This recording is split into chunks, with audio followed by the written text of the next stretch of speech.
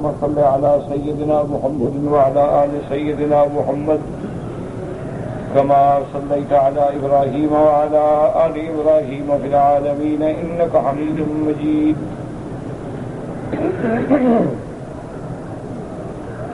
أعوذ بالله من الشيطان الرجيم. بسم الله الرحمن الرحيم. الزاني لا ينكح إلا زانية أو مشركة والزانية لا ينكحها إلا زان أو مشرك وحرم ذلك على المؤمنين. قال المؤلف والمفسر رحمه الله تعالى: أدام النفع بعلومه وعلومكم في الدارين آمين. هذا خبر من الله تعالى بأن الزاني لا يطأ إلا زانية أو مشركة، أي لا يطاوعه على مراده من الزنا إلا زانية آسية أو مشركة لا ترى حرمة ذلك. اب مفسر رحمۃ اللہ علیہ فرماتے ہیں کہ ان آیات مبارک کا ترجمہ یہ ہے، تفسیر یہ ہے کہ ان آیات میں اللہ خبر دے رہے ہیں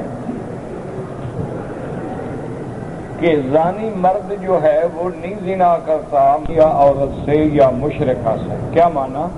کیونکہ زانیہ عورت ہی زانی مرد کی خواہش پوری کرے گی. جو زانیہ نہیں ہے، جو عفیفہ ہے، جو پاک باز ہے، وہ کبھی زنا پہ راضی ہی نہیں ہو سکتی. تو جب زنا پہ راضی ہو رہی ہے تو گویا وہ زانیہ ہے. تو لہذا زانی نہیں زنا کرے گا مگر زانیہ سے اور یا مشرکہ سے. مشرکہ کے نزدیک چونکہ زنا حرام نہیں، کافروں کے نزدیک زنا حرام نہیں، تو اس لیے وہ بھی زنا کی اہمیت نہیں دیتے.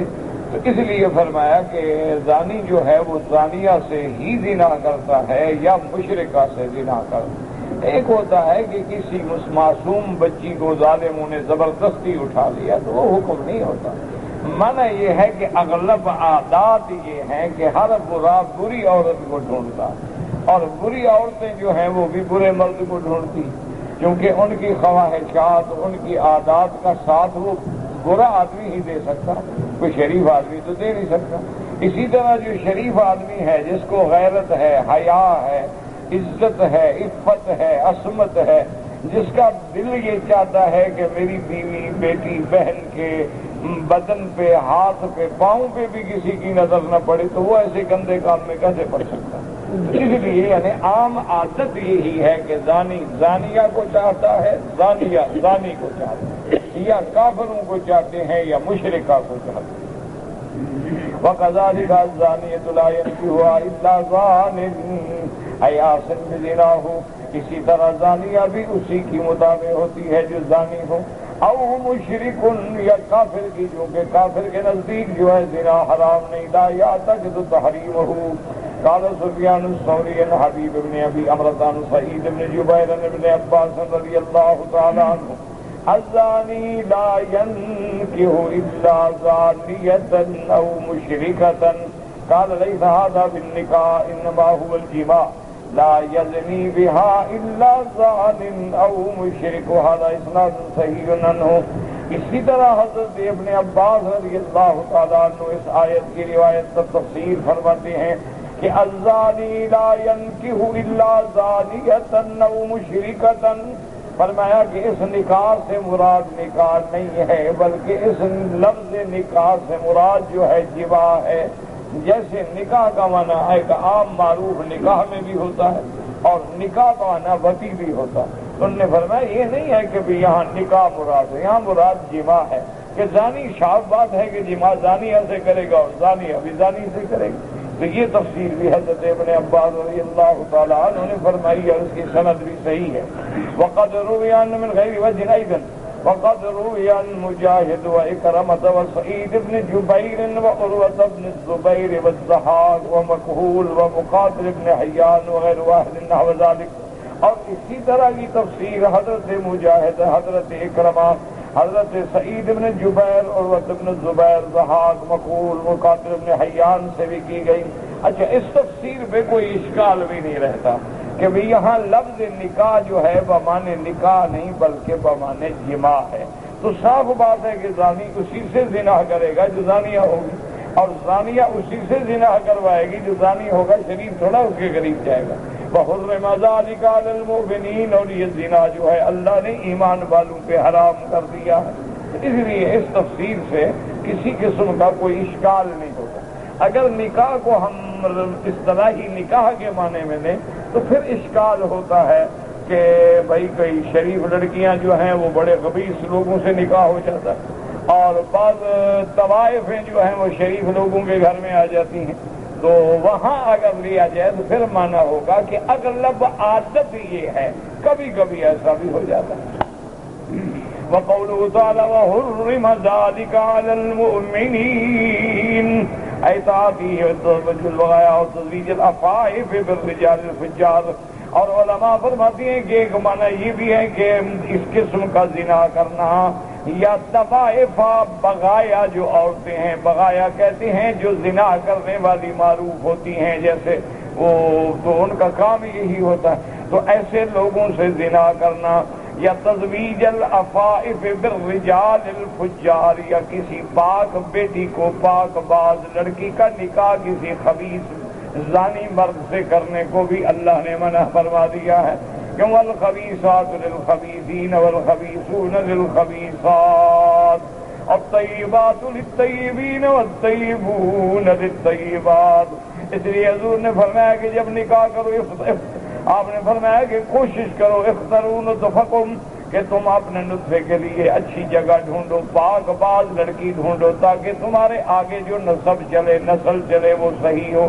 اگر تم نے زانیہ چنی تو جو زانیہ ہے اس کے اثرات تو آئیں گے نا خون میں، بچوں کے خون میں بھی اثرات آئیں گے، بیٹیوں کے خون میں بھی اثرات آئیں گے، تو اس لیے آپ نے فرمایا اختاروا لنطفکم، جب اپنے بیٹوں کی بیٹیوں کی شادی کرو تو کوشش کرو کہ کسی پاک باز دیندار شریف انسان سے رشتہ ہو۔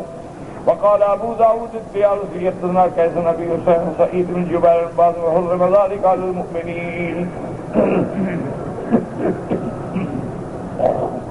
قال حرم اللہ الزنا علی المؤمنین، انہوں نے فرمایا کہ ذالک کا اشارہ جو ہے وہ زنا کی طرف ہے۔ اللہ تبارک و تعالیٰ نے ایمان والوں پر زنا حرام فرما دیا۔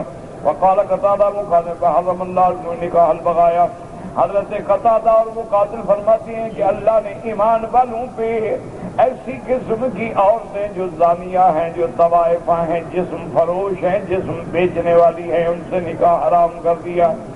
لیکن ایک بات یاد رکھیں کہ اگر فرض محال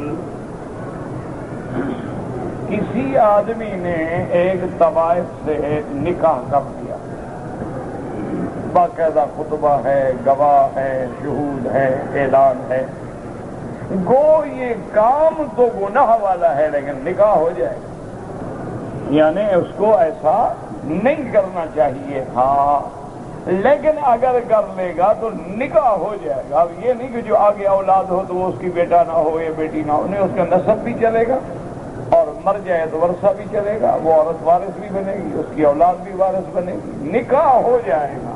لیکن ایسے کام سے اللہ نے منع فرمایا ہے کہ ایسا نہیں ہونا چاہیے، ہمیشہ یاد۔ اب دیکھیں نا، جیسے اسلام یہ کہتا ہے کہ عورت حیض میں ہو تو طلاق نہ دو، یہ خلاف سنت، کیونکہ اسلام اصل میں چاہتا ہے کہ طلاق ہو ہی نہ، کیونکہ جب عورت حیض میں ہو تو میاں بیوی اکٹھے نہیں بیٹھتے، اکٹھے نہیں لیٹتے، اکٹھے نہیں سوتے، عام طور پہ دور ہوتے ہیں، تو اسلام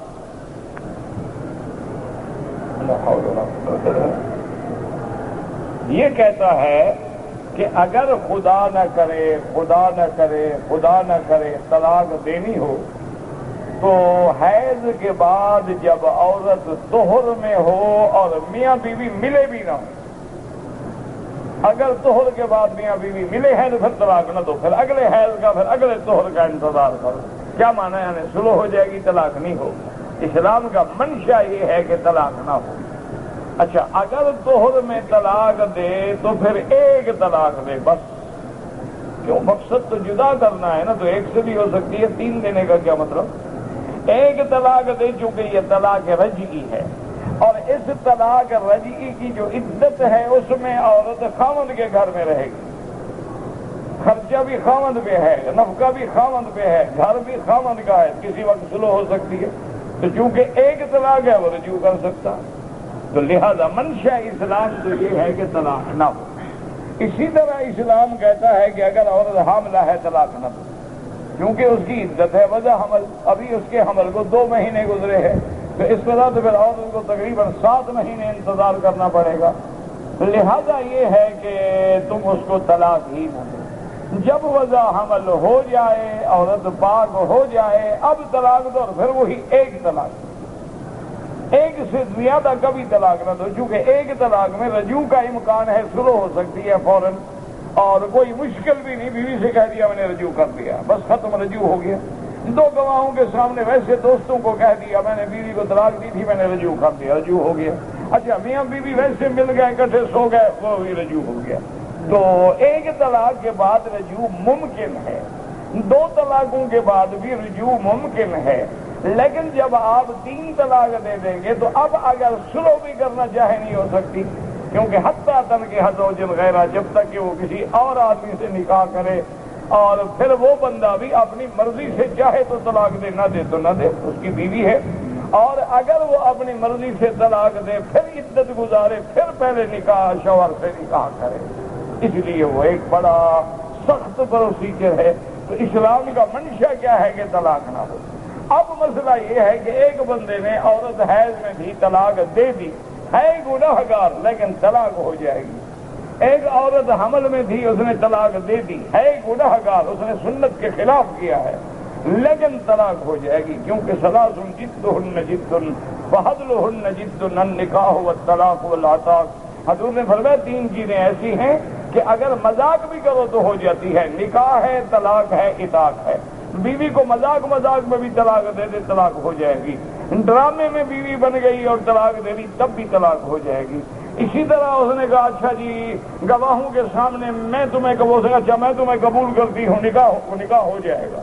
تو اس لیے ہمیشہ یاد رکھے کہ ایک ہے کہ آدمی کو زانیہ عورت سے نکاح نہیں کرنا چاہیے جب تمہیں پتہ ہے کہ اس لڑکی کا کردار ٹھیک نہیں ہے، نکاح مت کرو، لیکن اگر کرو گے تو نکاح تو ہو جائے گا، نکاح ہو جائے گا، تیری بیوی بھی بن جائے گی، تیرے وارث بھی بنے گی، نفقے کی حقدار ہوگی، خرچے کی حقدار، تم مر گیا تیری وارث بھی ہوگی، اولاد ہے تو اولاد بھی میراث لے گی، قانونی کارروائی ساری ہوگی۔ لیکن ایسا ہونا نہیں چاہیے تھا کہ اللہ فرماتے ہیں کہ اچھی لڑکیاں اچھے لڑکوں سے نکاح کریں، اچھے لڑکے جو ہیں وہ لڑکیاں ڈھونڈ کے پاک لڑکیوں سے نکاح کریں، تاکہ دونوں کے اندر گناہ کے جراثیم نہ ہوں، دونوں کے اندر بے حیائی اور برائی کی عادات نہ ہوں، اور آئندہ نسل اور نسب جو ہے قیامت تک محفوظ رہے۔ اس لیے فرمایا وَحُرِّمَ ذَلِكَ عَلَى الْمُؤْمِنِينَ۔ ابو بکر رحمۃ اللہ علیہ فرماتے حرم اللہ والمؤمنین نکاح البغایا، اللہ نے ایمان والوں پہ گناہ قرار دیا ہے، حرم تحریم حرام کیا ہے کہ کسی طوائف سے یا زانیہ عورتوں سے نکاح کریں۔ وقدم ذلك وقال وحرم ذلك على المؤمنين، وهذه الآية كقوله تبارك وتعالى محصنات غير مصافحات ولا متخذات أخدان۔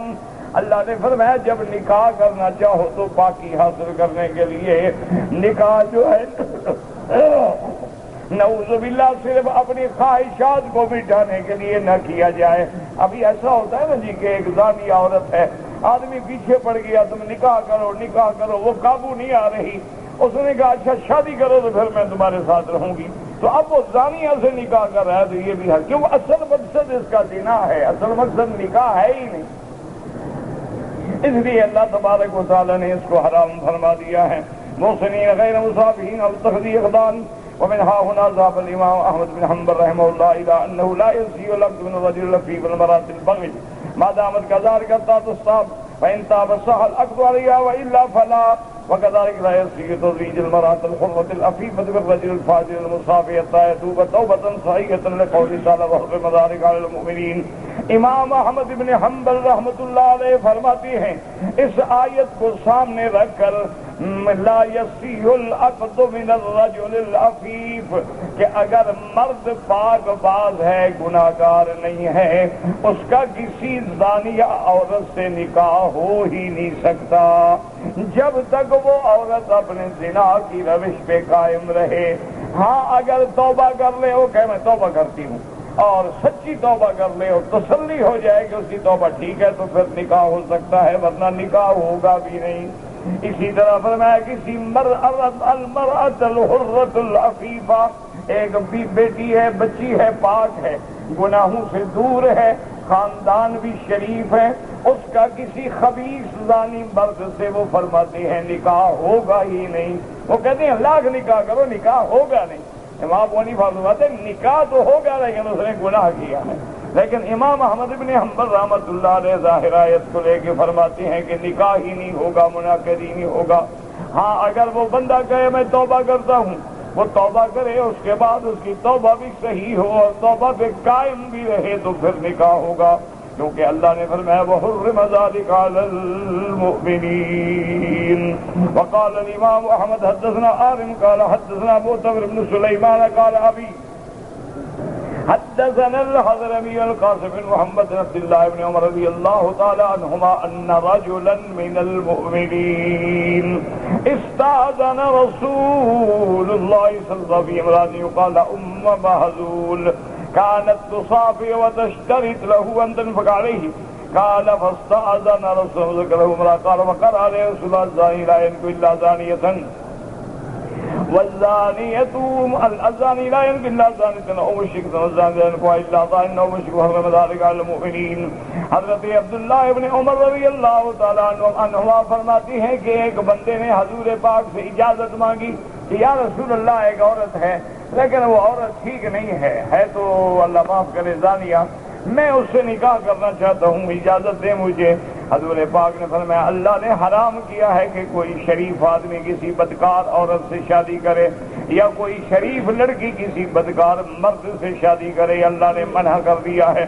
وقال النسائی اخبرنا عمرو بن ابی قال حدثنا معتمر بن سليمان نبي عن الحضرمي عن القاسم محمد عبد الله بن عمرو قال كانت امرأة يقال لها ام مهزول وكانت تصافح فأراد رجل من اصحاب رسول اللہ۔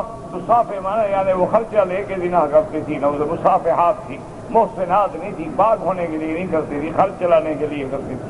فرماتے ہیں فأراد رجل من اصحاب رسول اللہ، حضور کے صحابہ میں سے ایک صحابی نے ارادہ کیا کہ اس عورت سے شادی کرے۔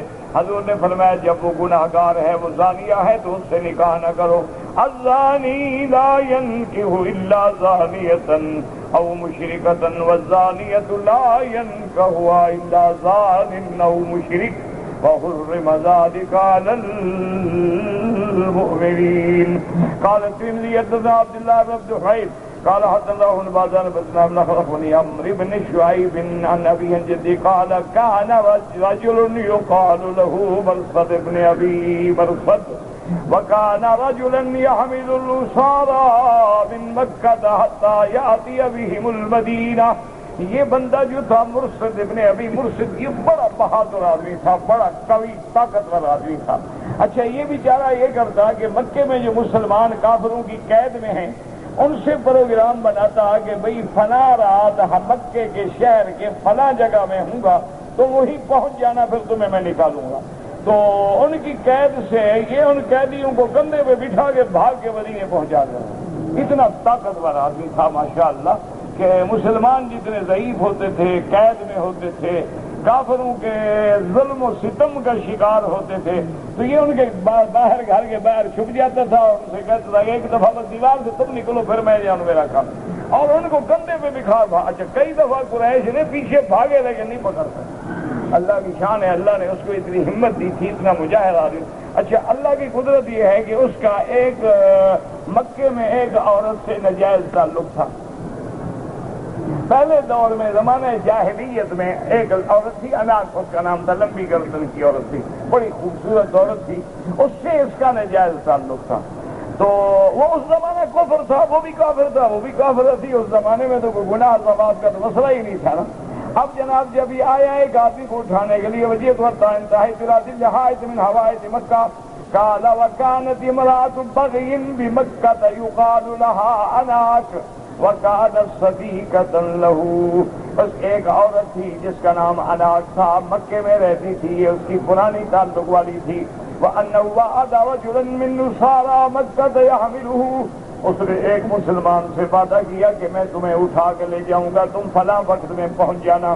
اب کہتے ہیں فجئت حتى انتهيت الى ظل حائط من حوائط مکہ فی لیلۃ مقمرہ، کہتے ہیں خدا کی قدرت ہے کہ چاندنی رات تھی، میں ایک دیوار کے سائے میں چھپ کے کھڑا ہو گیا کہ وہ قیدی نکلے تو میں اس کو اٹھا کے لے جاؤں۔ خدا کی شان ہے، وہ عورت آ گئی اناک، وہ جس سے اس کا تعلق تھا نا وہ آ گئی اللہ کی بندی۔ فجاءت اناک وابصرت سواد ذلت تحت الحائط، اس نے دیکھ لیا کہ کوئی بندہ چھپا ہوا ہے، سایہ ہے اس کا پڑ رہا ہے، ایسی عورتیں تو چلاک بھی ہوتی ہیں نا۔ تو اس نے جب دیکھا من حوائط مکہ فلما انتہت الی عرفتنی، جب وہ میرے قریب آئی تو مجھے پہچان لیا۔ اس نے کہا مرصد، میں نے کہا ہاں، اب میں کیا کہہ سکتا ہوں، اس نے پہچان لیا۔ فقالت مرحبا واہلا ہلم فبت عندنا اللیلہ، اس نے کہا اچھا تم آ گئے ہو تو آؤ آج رات تو میرے گھر میں رہو، میرے ساتھ رہو، مدت کے بعد تم آئے ہو تو آج میرے۔ قال فقلت یا اناک حرم اللہ الزنا، میں نے کہا اناک بات تو تیری ٹھیک ہے لیکن میں مسلمان ہو گیا ہوں، اب زنا حرام، یہ تھا ایمان، یہ حرام ہو گیا، ختم، حرام ہو گیا۔ اس کے بعد فقالت یا اہل الخیام ھذا الرجل يحمل اسراکم، اس نے کہا دیکھو بات سنو، تم میرے ساتھ رات گزار دو ورنہ میں تمہیں پکڑوا دوں۔ تو انہوں نے کہا دیکھیں زنا حرام ہے، جو مرضی آئے کرو، اب اللہ نے ہمیں منع کر دیا، زنا ہے، حرام ہے، تیرا میرا کوئی تعلق۔ اس نے شور کر دیا، اس نے کہا مکے والوں دیکھو تمہارے قیدی بھگانے والا آیا ہوا ہے۔ قال اس کے بعد کہتے ہیں مطلب یعنی ثمانیہ فدخلت حدیقۃ فانتهيت الى غار او كهف، کہتا ہے کہ 8 آدمی میرے پیچھے دوڑے مجھے پکڑنے کے لیے، میں ایک باغ میں داخل ہو گیا، آگے ایک غار تھی، اس پہاڑ کی غار میں میں داخل ہو گیا۔ فدخلت فيه جاءت قاموا على راسي، اب وہ ڈھونڈتے ڈھونڈتے ڈھونڈتے جب تھک گئے تو اس غار کے اوپر آگے کھڑے ہو گئے۔ اچھا ان بدبختوں کو جو پیشاب آئے نا سارے غار پہ کھڑے ہو کے پیشاب کرنے لگے، ایک جائے اور میں اندر بیٹھا ہوا ہوں، کہاں جاؤں بھائی، باہر نکلتا ہوں تو آخر وہ 8 آدمی ہیں تو مجھے پکڑ لیں گے، اب اس حال میں کیا کروں۔ فبالوا وذلبونهم على راسي فاعماهم الله عني، ان کا پیشاب میرے سر پہ گر رہا تھا لیکن اللہ نے ان کو اندھا کر دیا۔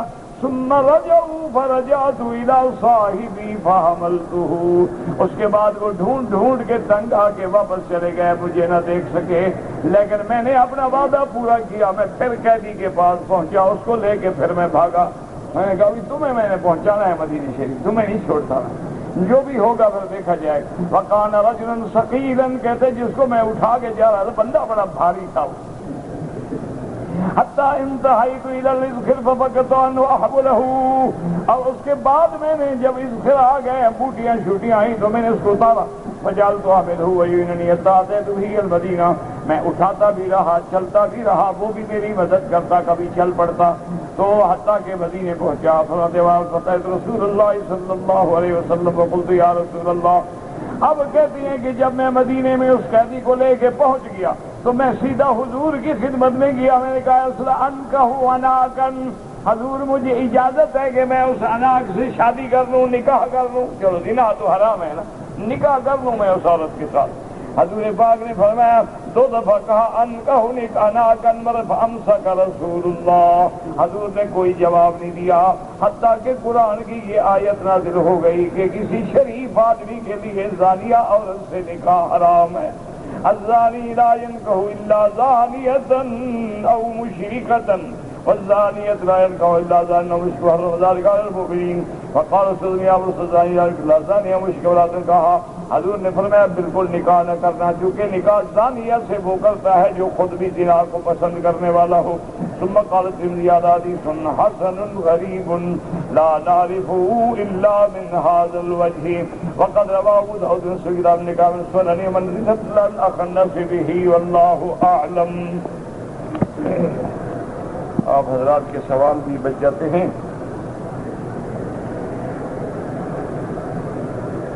کہتے جی کہ ہم پرچی لکھتے ہیں آپ پوری نہیں پڑھتے. میرا بھائی ایک بات سنو، اگر ایک پرچی کو آپ جیسے چاہتے ہیں نا پورا پڑھنا تو پھر کسی پرچی کا جواب بھی نہیں ہو سکتا. میری مجبوری کو بھی سمجھا کرو نا. آپ تو فوراً آپ کہتے ہیں میں غصہ کرتا ہوں. غصہ تو تم کر رہے ہو، تمہیں غصہ نہ آتا تو مجھے لکھتے پرچی. غصہ تو تم کر رہے ہو نا. سوال یہ ہے کہ تفصیل سے پڑھنے کا موقع نہیں ہوتا، اور سوال جواب کا معنی بھی یہ ہوتا ہے کہ آدمی بڑا مختصر سوال لکھے، اپنا قصہ کہانی نہ لکھے، سوال لکھے کہ سوال یہ ہے، تاکہ سب ساتھیوں کا جواب ہو سکے. اب دیکھیں نا، ایک آدمی نے کل سوال لکھا، وہ تو بیچارہ جمعہ کا دن ہے کل چلا گیا، اس کو جواب آج میں دے رہا ہوں، کیا فائدہ ہوگا؟ اس کا تو فائدہ نہیں ہوا نا. عام لوگوں کا فائدہ تو ہو جائے گا.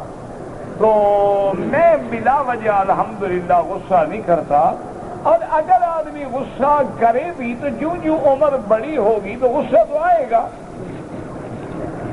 ایک بات یاد رکھو، ایک مسئلہ مشہور ہے نا. ایک آدمی ایک ڈاکٹر کے پاس گیا تو ڈاکٹر نے کہا ہاں بزرگوں بتاؤ کیا تکلیف ہے؟ اس نے کہا جی کمر میں درد ہے. اور نے کہا بابا بڑھاپا ہے. اور نے کہا جناب ٹانگوں میں بھی بڑا درد. اور نے کہا بابا یہ بھی بڑھاپا ہے. اور نے کہا ڈاکٹر صاحب مجھے نظر بھی بڑا دھندلا دھندلا آتا ہے. اس نے کہا بابا یہ بھی بڑھاپا ہے. اور بوڑھے کو جو غصہ آیا تھپڑ مارا ڈاکٹر کو. اور نے کہا بابا یہ بھی بڑھاپا ہے. ورنہ کوئی شریف آدمی ڈاکٹر کو تھپڑ مارتا ہے؟ بولا وہ تمہارا معالج ہے، تم تھپڑ مار رہے ہو. تو نے کہا حضرت یہ بھی بڑھاپا ہے. تو اس لیے جب آدمی کی عمر زیادہ ہوگی تو من نعمرہ ننکسہ فی الخلق. حضور فرماتے ہیں کہ جب عمر زیادہ ہو تو آدمی لوٹ آتا ہے، اسی طرح ہو جاتا ہے جیسے ایک بچہ ہو. دیکھا نہیں کہ ایک بچہ جو ہے وہ ایک چاکلیٹ کے لیے ناراض ہو جائے گا. اب چاکلیٹ نہ ملے کیا کہے گا نہیں لاؤ. اللہ کے بندے رات کو 12 بجے دکانیں بند ہو گئی، کہاں سے کہوں یہ چاکلیٹ لاؤ؟ اس کو کوئی علاج ہے کسی کے پاس. تو اس لیے اگر ایسی بات ہو بھی تو یہ کوئی نئی بات نہیں ہوگی، یہ ایک طبیعی بات ہے، نیچر ہے، فطرت انسانی ہے. کہتے جی میں نے عمرہ کیا ہے، جلدی سے احرام اتار کے بعد میں حلق کیا ہے. بہرحال آپ نے غلطی کی. حلق جو سنت ہے اسی احرام کی چادروں میں ہے. مسئلہ سمجھو، اگر کسی نے احرام کی چادریں اتار کے قمیض شلوار پہن لی ہے، یاد آیا او میں نے تو حلق نہیں کرایا، تو پھر وہ دونوں احرام کی چادریں باندھے. احرام کی چادریں باندھ کے پھر حلق کرائے. بہرحال چونکہ تم نے حلق تو کرا لیا ہے لہذا دم نہیں پڑے گی، لیکن تم نے غلطی کی ہے. آئندہ احتیاط کرو اور 1-2 ریال صدقہ بھی کر دو. کہتے جی کہ اگر کوئی مرد جو ہے وہ مسجد عائشہ سے عمرہ کرے تو اس کا عمرہ ہو جاتا ہے. امام ابو حنیفہ رحمۃ اللہ علیہ اور امام شافعی رحمۃ اللہ علیہ کے نزدیک بالکل ہو جاتا ہے، کوئی منع نہیں، کیونکہ وہ یہ فرماتے ہیں کہ باقی عمرہ تو وہاں سے بی بی عائشہ نے کیا ہے لیکن حضور کے حکم سے کیا ہے، اور حضور نے یہ نہیں فرمایا تھا کہ بی بی عائشہ صرف عورتوں کے لیے ہے، مردوں کے لیے نہیں ہے. اگر حضور خاص کر دیتے تو پھر مردوں کے لیے جائز نہیں تھا. جب خاص نہیں کیا ہے تو شریعت سب کے لیے ہے. اور دوسری بات یہ ہے کہ حضرت عبداللہ ابن زبیر جو ہیں یہ بی بی اسماء کے بیٹے ہیں، یعنی بی بی عائشہ کی بہن کے بیٹے ہیں. وہ ہمیشہ مسجد عائشہ سے عمرہ کرتے تھے. حضرت عبداللہ ابن عمر بھی عمرہ فرماتے تھے. تو لہذا اگر مردوں کے لیے جائز نہ ہوتا تو پھر یہ صحابی تو نہ کرتے.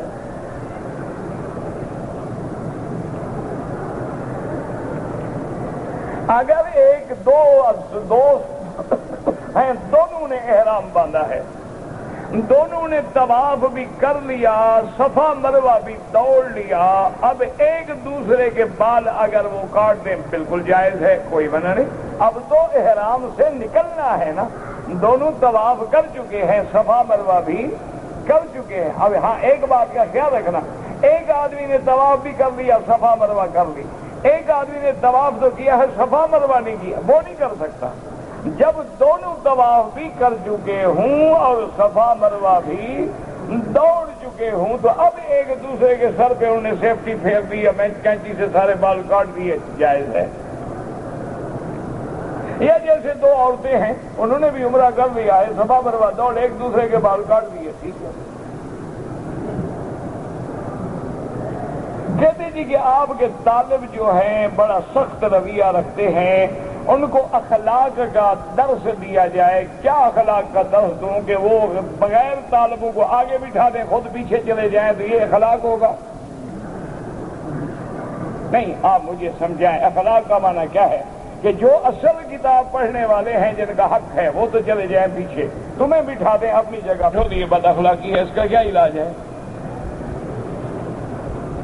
اب بتاؤ کہ اخلاق تم میں نہیں کہ ان میں نہیں، کوئی فیصلہ تو کرو نا بھی عقل سے۔ ایک آدمی پڑھنے والا ہے، اس کا حق ہے، وہ آگے بیٹھے گا، اس کے پاس قرآن ہے، تفسیر ہے، کتاب ہے، وہ تمہارے پیچھے کیسے جا کے بیٹھے؟ کہتے جی کہ جنازہ نماز میں امام کا پڑھنا، نماز جنازہ میں اصل بات سمجھیں کہ امام ابو حنیفہ رحمۃ اللہ علیہ کے نزدیک تو یہ یعنی سورتن صلاۃ ہے، وہ کہتے ہیں حکمن نماز ہے ہی نہیں، چونکہ سجود اور رکوع کے بغیر کوئی نماز نہیں ہوتی، یہ تو دعا کی ایک کیفیت ہے، لہذا امام صاحب بھی پڑھ رہے ہیں، ہم بھی پڑھ رہے ہیں، کوئی بات۔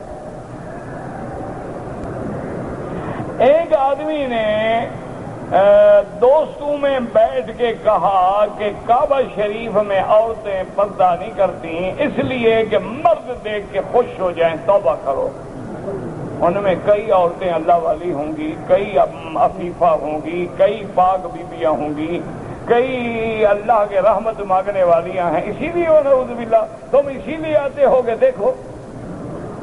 ایسی باتیں کبھی نہیں کرنی چاہیے، کسی مسلمان مرد یا عورت کے بارے میں کبھی برا گمان نہ رکھیں۔ ان بعض الظن اسم، کہ بعض برے گمان جو ہیں وہ بڑے گناہ ہوتے ہیں۔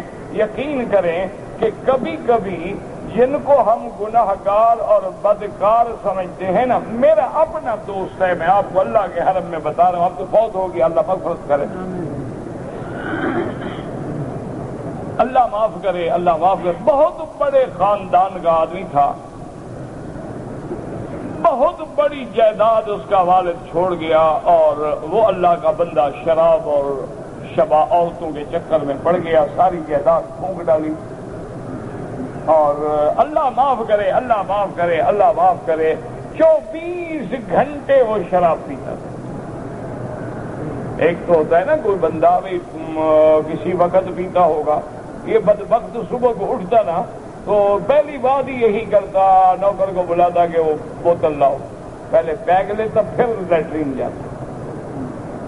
اچھا، وہ اتفاق سے رمضان المبارک کے دنوں میں آیا عمرے کے لیے، ہمارے ضلع کا آدمی تھا، ان کے ساتھ ہمارے خاندانی مراسم تھے، اور وہ بہت بڑے لوگ تھے، اور اس کے باپ کا یہ عالم تھا کہ جب تک اس کا باپ زندہ رہا ان کے محلے سے کوئی بندہ سر سے کپڑا اتار کے بھی نہیں گزر سکتا۔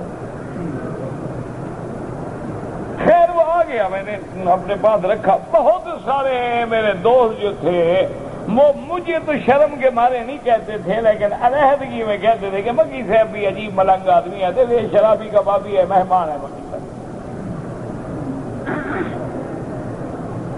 ایک عالم دین ہے، کسی شریف آدمی کو مہمان بنائے، اب اس کو ساتھ بٹھاتے ہیں، کھانا کھلاتے ہیں، گاڑیوں میں ساتھ لے جاتے ہیں، مکہ گھماتے ہیں، اس کے نخرے پورے کرتے ہیں، ہوٹلوں میں جا کے اس کو چائے پلاتے ہیں۔ اب میرا ہمسایہ ہے، ذمہ دار ہے، اور ہمارے اس کے والدین سے تعلقات ہیں، بہرحال وہ جناب آیا رمضان میں، کہنے لگا مکی صاحب دل کرتا ہے حج پڑھ کے نہ جاؤں، میں نے کہا ٹھیک ہے۔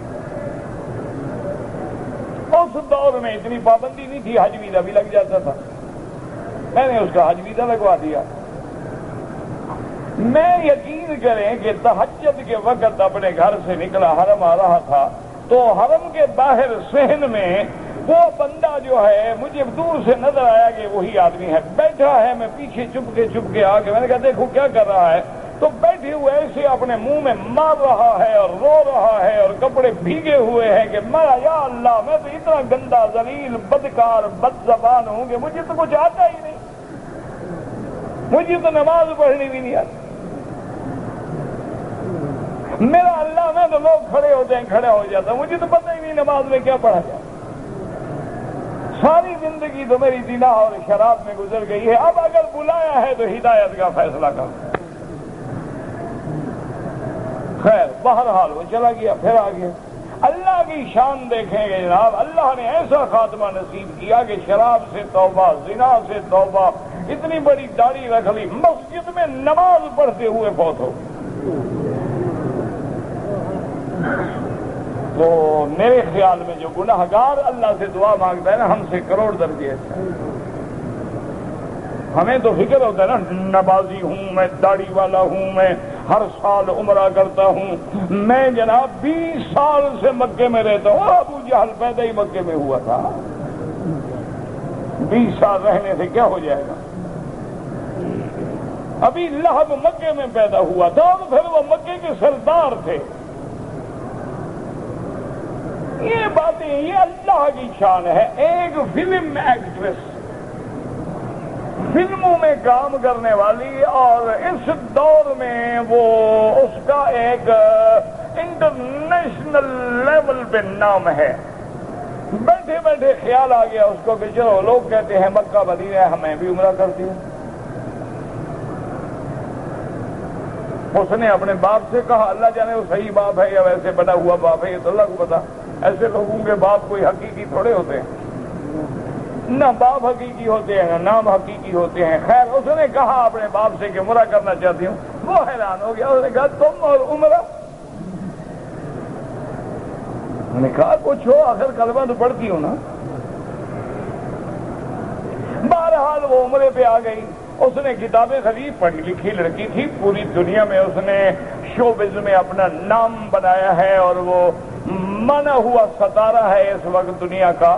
تو اس نے جناب ساری کتابیں عمرے کی منگائی اور اسٹڈی کی اور تیاری کی اور پڑھا اور اس کے لیے کپڑے بنائے اور حلال کپڑے خریدے اور پیسے حلال سے منگوا کے پیسوں سے تیاری کر کے مکے میں آئی، عمرہ کیا، طواف کیا، صفا دوڑی، بال کٹائے، واپس آئے تو نماز میں، فجر کی نماز میں 2 گھنٹے کا ٹائم تھا اور 5 اسٹار ہوٹلوں میں ٹھہری ہوئی تھی۔ تو اس نے اپنے باپ سے کہا کہ ابا تم تو جاؤ ہوٹل میں آرام کرو، میں یہاں کعبے میں بیٹھتی ہوں، فجر کو جب تم نماز پڑھنے آؤ گے نماز پڑھ کے پھر کٹھے جائیں گے، اب 2 گھنٹے باقی ہے، میں سو گئی تو پھر میں اٹھوں گی نہیں۔ باپ چلا گیا،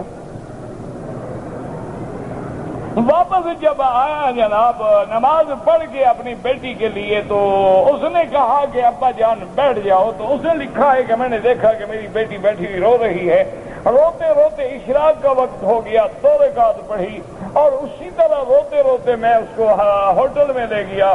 میں نے کہا بیٹی کیا بات ہے؟ اس نے کہا ابا جان میں نے جو ایسے کعبے کو دیکھا معلوم ہوتا ہے کعبہ میرے اندر داخل ہو گیا، میں نے اب ہمیشہ کے لیے توبہ کر لی ہے گناہ۔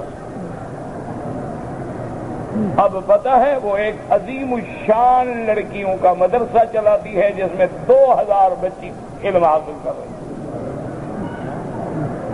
میں نام نہیں بتاتا تاکہ اس کی بے عزتی نہ ہو، توہین نہ ہو، صاحب کا نام سن کر لوگ پھر تانے دیتے ہیں نا کہ اب جناب 100 چوہا کھا کے بلی حج پہ چلی اور یہ ہوا اور وہ ہوا اور فلاں ہوا۔ تو اللہ نے وجہ کیا ہے کہ وہ گناہگار جس طلب سے مانگتا ہے نا وہ طلب ہم میں نہیں ہوتی، وہ اپنے کو گناہگار سمجھتا ہے اور اس دربار کو رحمت کا دربار مانتا ہے۔ اور ہم آتے ہیں حاجی جناب عمرے والے نمازی، اللہ کا کیا شکر ہے جی، شکر ہے جی، آگے ایمان سے کہیں جب سے آپ آئے ہیں کتنے دفعہ آنسو بہائے ہیں آپ نے؟ ٹھنڈے دل ناراض نہ ہوں، آپ عمرے پہ آئے، حج پہ آئے، آپ نے طواف کیا ہے، صفا مروہ دوڑے ہیں، آپ نے جناب مدینہ پاک دیکھا، ایمان سے کہیں کتنا دفعہ روئے ہیں کہ آپ کو روتے روتے داڑھی آپ کی بھیگ گئی ہو؟ کہیں داڑھی رکھی نہیں بھیگے گی کیا؟ ہم نے اس لیے رکھی تھی نا خامخواہ بھیگ جائے تو پھر سکھانی پڑے گی۔ تو یہ تو تماشا ہے، یہ آنا جانا، یہ تو پکنک ہے۔ اصل وہ ہے کہ جب کعبے پہ نظر پڑتی تھی نا بس اسی وقت سارے مسئلے حل ہو جاتے. جو عاشق تھے نا مدینہ منورہ کے جب جاتے تھے نا پیر علی پہ تو اونٹ، اس وقت اونٹوں کا زمانہ تھا، اونٹ والوں سے کہتے کہ بابا آپ اونٹ بٹھا دو، ہم یہاں سے پیدل چلیں گے اور اونٹ پہ نہیں بیٹھیں گے، اب سامنے روضہ نظر آ رہا ہے محمد وسلم. اور اسی طرف میں وہ جاتے تھے، وہاں جا کے 2 رکعت مسجد میں پڑھتے تھے، صلاۃ و سلام پڑھتے تھے، اللہ کے آگے گڑ گڑاتے تھے، بس ایک دعا میں سارے مسئلے حل ہو جاتے. ایسے تو نہیں ہے نا جی کہ ایک اللہ کے ولی نے 90,000 مسلمان کر دیا. ہم نے 90,000 کافر تو بنایا ہوگا، مسلمان تو میرے خیال میں ایک بھی نہیں بنا سکے.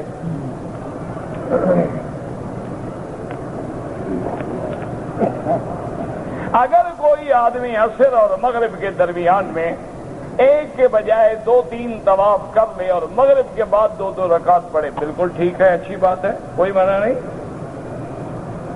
بدعت یا شرک میں مبتلا ہے تو توبہ کیسے کرے؟ اللہ کے بندے توبہ کا کیا ہوتا ہے؟ دل میں سچی توبہ کرے کہ یا اللہ بدعت بھی بری بلا ہے اور شرک لعنت ہے، اور آج کے بعد میں کبھی شرک نہیں کروں گا، بس استغفر اللہ، یا زبان سے کہہ رہے یا اللہ میری شرک سے توبہ، میری بدعت سے توبہ، بس توبہ ہو گیا. اللہ تو جانتے ہیں.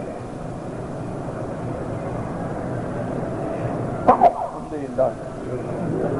کہتے جی کہ اگر میں نے توبہ کی ہے تو توبہ کی قبولیت کے میری توبہ قبول ہو گئی ہے نشانی کیا ہے؟ نشانی یہ ہے کہ اگر وہ گناہ تم دوبارہ نہ کرو تو سمجھو توبہ قبول ہو گئی.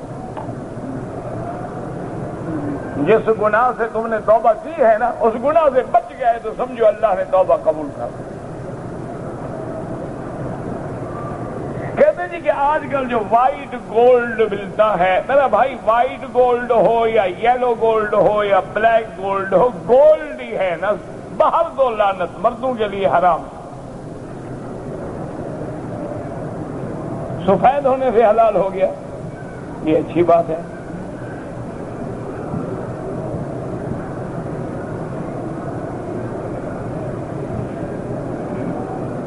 ایک آدمی کراچی سے احرام باندھ کے آیا، مکے شریف میں پہنچے، ہوٹل میں سامان رکھا، صابن سے ہم نے غسل کیا، پھر طواف کے لیے آئے. میرا بھائی بات یہ ہے کہ اگر صابن خوشبو والا ہے اور تم نے سارے بدن پہ مل مل کے نہایا ہے تو ایک بکری دم ادا کر.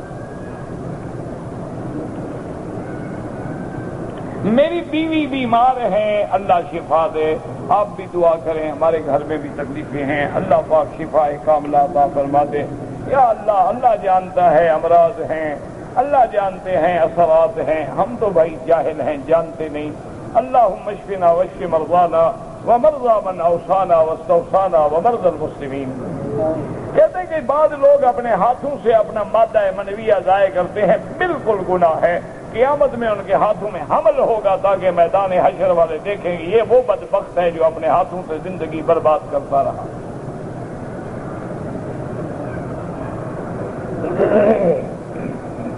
اگر ہوائی سفر میں نماز کا وقت ہو جائے ہوائی جہاز میں پڑھے، کوئی مشکل نہیں، الحمدللہ ہم ہمیشہ سفر کرتے ہیں، ہمیشہ پڑھتے ہیں. اگر پڑھنے کی نیت ہو نا، یقین کرو کہ جتنا وہ لوگ تعاون کرتے ہیں نا، میں ایک دفعہ میرے خیال میں لفٹھنسا تھا یا KLM تھا، اللہ عالم یاد نہیں، بہرحال کوئی یعنی یورپین ایئر لائن تھی، اس میں سفر کر رہا تھا اور کبھی فقیروں کو بھی فرسٹ کلاس مل جاتے ہیں. ایسے لوگ ہوتے ہیں نا، ہم فقیروں کے لیے بھی اللہ سبب بنا دیتے ہیں. تو بہرحال میں فرسٹ کلاس میں تھا، تو نماز کا جب وقت آیا تو میں نے ایئر ہوسٹس سے کہا کہ میں نے نماز پڑھنی ہے، تو مجھے 1-2 نماز کے وقت میں تم مہربانی کر کے جگہ دینا، انسان ہے سو جائے، تو فرسٹ کلاس میں آرام ہوتا ہے، سیٹ لمبی ہو جاتی ہے، بندہ سو جاتا ہے. تو اس نے کہا کہ ٹھیک ہے، نو پرابلم، آپ بالکل آپ فکر نہ کریں. میں اس نے کھانا وانا میں نہیں کھاتا ہوں باہر کی ایئر لائن کا. تو بہرحال میں سو گیا. اس نے ٹھیک ٹائم پہ صبح کی نماز کے لیے مجھے اٹھایا کہ آپ کی نماز کا وقت ہو رہا ہے، اور دیکھیں کھڑکی کھول کے دیکھ بھی لیں آپ. میں نے کھڑکی کھولی تو دیکھا واقعی وہ وقت جو ہے بتا رہا تھا کہ نماز کا وقت ہو رہا ہے، صبح صادق طلوع ہو چکی تھی۔ تو میں نے کہا اچھا میں وضو کرتا ہوں اور مجھے آپ ذرا کیپٹن سے پتہ کر کے بتائیں کہ کعبۃ اللہ کا اینگل کیا ہے یا مکہ کا اینگل کیا ہے۔ اس نے کہا میں ابھی آپ کو بتاتی ہوں۔ تھوڑی دیر کے بعد اس نے مجھے بتایا کہ کعبۃ اللہ کا اینگل یوں ہے، اور ایک بہترین جائے نماز بالکل بند فریش اس نے کھول کے اسی وقت مجھے دی گئی، یوں بچھا دیں اور نماز پڑھیں۔ اور کافر لڑکی ہے، انگریز ہے، اس کو نہ نماز سے کوئی واسطہ ہے نہ حرم سے کوئی واسطہ ہے، لیکن اس نے کہا یہ آدمی پڑھنا چاہتا ہے۔ تو اس نے کہا ٹھیک ہے، آپ ہمارے فرسٹ کلاس سنجر ہیں، ہمارے فرائض میں ہے کہ ہم آپ کی مدد کریں۔ ہم نے مصلے رکھے ہوئے ہیں باقاعدہ کہ کوئی مسلمان نماز پڑھنا چاہے مصلی دے، اور بالکل وہ رول کیا ہوا اور بالکل پلاسٹک کے کاغذ میں پیک کیا ہوا اسے میرے سامنے کھول کے مجھے دیا کہ اس کو کسی اور نے یوز بھی نہیں کیا ہے۔ بھائی تم نیت کرو تو نماز جہاز میں ہو جاتی ہے۔ سعودی ایئر لائن والوں کو تو اللہ جزائے خیر دے، انہوں نے ہوائی جہاز میں مسجد بنا دی، باقاعدہ مسجد ہے، جماعت کریں، کھڑے ہوں، آرام سے نماز پڑھیں، اندر باقاعدہ کمپس لگا ہوا ہے، کعبہ بتا رہا ہے، مصلے بچھے ہوئے ہیں۔ ہم فقیروں کا تو اللہ ان کو جزائے خیر دے مسئلہ ہی حل کر دیا۔ اب ہماری 17 گھنٹے کی فلائٹیں ہوتی ہیں، میں تو مسجد میں جا کے سرانے رکھ کے سو جاتا ہوں آرام سے۔ میں کہا اللہ جزائے خیر دے، تم نے بنائی ہم مولویوں کے لیے، ساری زندگی ہم پڑھتے رہے، مسجدوں میں تو سوتے تھے اور کہاں پڑھتے تھے۔ اس وقت ہمارے وقت میں نہ مدرسہ تھا، نہ کمرے ہوتے تھے، نہ کوئی ایئر کنڈیشن ہوتے تھے، نہ کولر ہوتے تھے، مسجدوں میں ہم سوتے تھے اور آرام سے وہیں آرام، ماشاءاللہ نیند بھی آتی تھی اور تہجد بھی نہیں جاتی تھی۔ مسجد میں جو سو رہا ہے اس کا باپ بھی اٹھے گا، لوگ جب آئیں گے اٹھے گا کہ نہیں اٹھے گا؟ نہ بھی چاہتے تھے پھر بھی کھڑے ہوتے تھے تہجد میں، ماشاءاللہ۔ بھئی نیند تو کھل گئی، اب کیا کریں؟ 350 صحابہ کرام، پتہ نہیں، ٹھوس ثبوت، رفع یدین، تو آپ لے آئے نا، میں نے تو کہا تھا ایک حدیث قولی لے آئے کہ حضور نے حکم دیا 300 صحابہ نہیں، ایک صحابی سے حاضر، بات ختم۔ ہم تو 300 صحابہ تلاش کر رہے ہیں، 300 نہ ڈھونڈے، ایک، لیکن حضور نے حکم فرمایا لے آؤ، انشاءاللہ میں آپ کے ساتھ ہوں، حدیث آ جائے، ہمارا ایمان ہے۔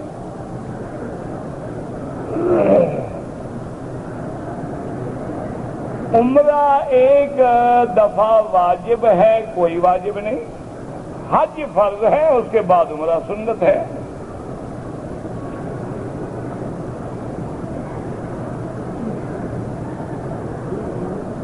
کہتے جی آج کل تو دیندار نظر ہی نہیں آتے، بے دین دیکھتے ہیں۔ اللہ کرے، ہم تو کہتے ہیں سب دیندار ہیں، دیندار نہ ہوتے تو یہاں کیوں کھڑے ہیں؟ نہیں، آپ مجھے بتائیں یہاں جو کھڑے ہیں ان نے مجھ سے پیسے لینے ہیں؟ نہیں، ایمان سے کہو، کیوں دین کے لیے کھڑے ہیں نا، یا نماز کے لیے کھڑے ہیں، قرآن سننے کے لیے کھڑے ہیں؟ دین نہ ہوتا تو کیوں کھڑے ہوتے؟ میرے نزدیک تو یہ سب دیندار ہیں، پتہ نہیں تجھے کیوں نہیں دین والے نظر آتے؟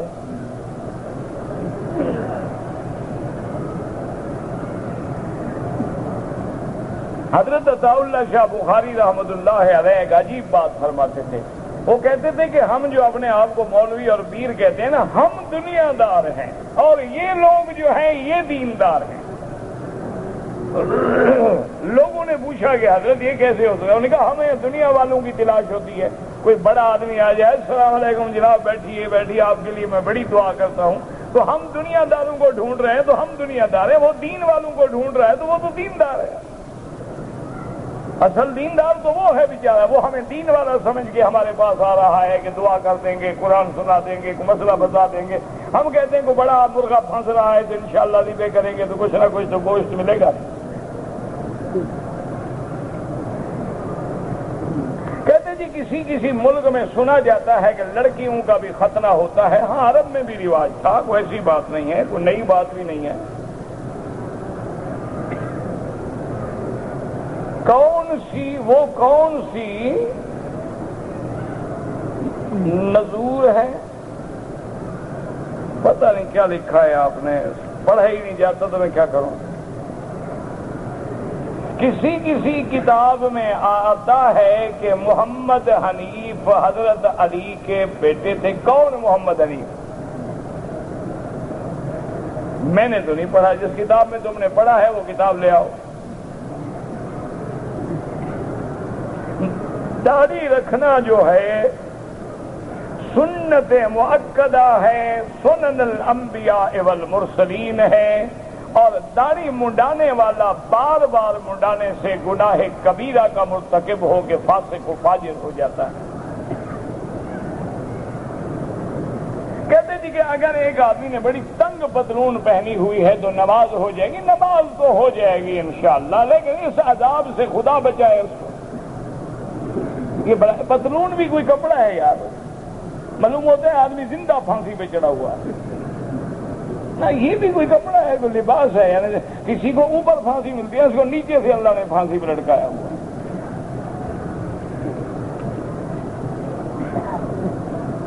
اب تو میری بیٹیاں بھی پہنتی ہیں یار، دعا کرو اللہ حیا دے۔ ہاں بس دعا کرو، مولوی رہے بھی دعا کے لیے گئے ہیں، لیکن یاد رکھو دعائیں لگتی ضرور ہیں، خالی نہیں جاتی۔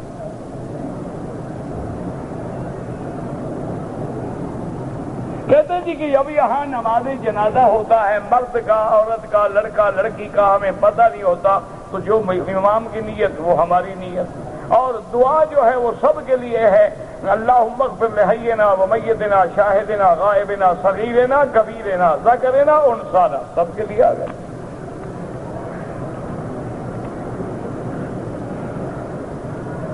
حرم شریف میں جب جماعت کھڑی ہوتی ہے تو صفوں میں بہت جگہ ہوتی ہے، تو ایک دوسرے کو ہدایت کیا کرو نا کہ بھائی اگلی صف پوری کرو، اگلی صف پوری کرو۔ سارا کام مولوی پہ چھوڑو گے تو کام تو نہیں ہوگا، کچھ اپنے ذمے بھی لگاؤ۔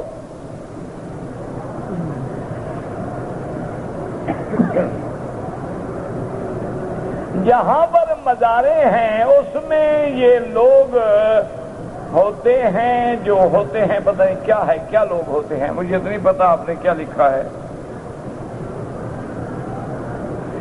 جائز سوال بواسطہ اولیاء نہیں، جائز سوال صرف اللہ سے۔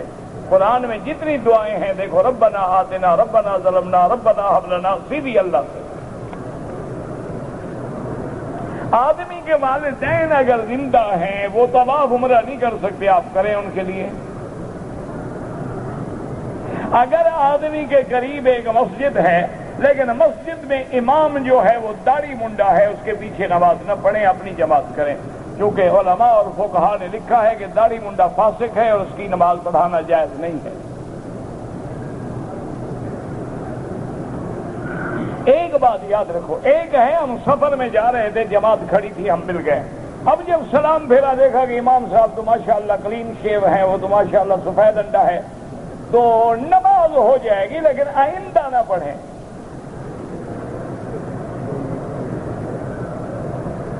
لوگ سامنے نماز میں گزرتے ہیں، نہیں گزرنا چاہیے، مجبوری ہو تو سجدے کی جگہ پہ پاؤں نہ آئے، دور ہو کے گزریں۔ حرم شریف کے حدود جو ہے پورا مکہ حرم میں ہے۔ برسات کے وقت جو بیت اللہ کے چھت سے پانی گرتا ہے کوئی بات نہیں، ہر چھت سے گرتا ہے، ہر مکان سے گرتا ہے، کوئی ایسی بات نہیں اس میں، سیدھا پانی جو آ رہا ہے اللہ کی رحمت ہے۔ وانزلنا من السماء ماء مبارکا۔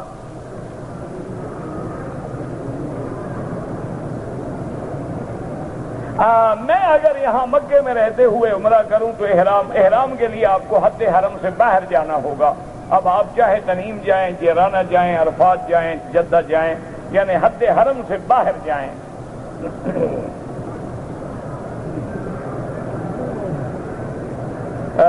کہتے جی کہ میں نے دعا کی ہے، اللہ آپ کی دعائیں منظور فرمائے، میرا بھائی ہے، پھانسی کی سزا سنائی گئی ہے، وہ بے گناہ ہے، اللہ تبارک و تعالیٰ بے گناہ ہے، اس کی مدد فرمائے۔